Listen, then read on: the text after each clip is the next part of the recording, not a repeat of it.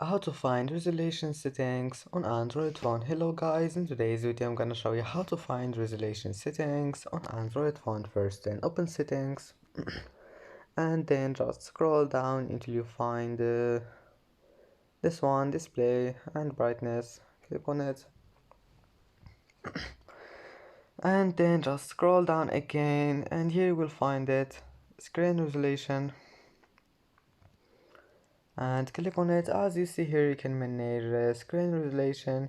You can make it low just by click on it, one click, and that's it.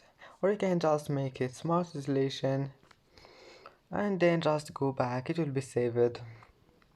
And as you see, that's how to find resolution settings on Android phone. And that's it for today's video. If you like this video, don't forget like and subscribe, and thank you for watching this video until the end, and see you in the next video.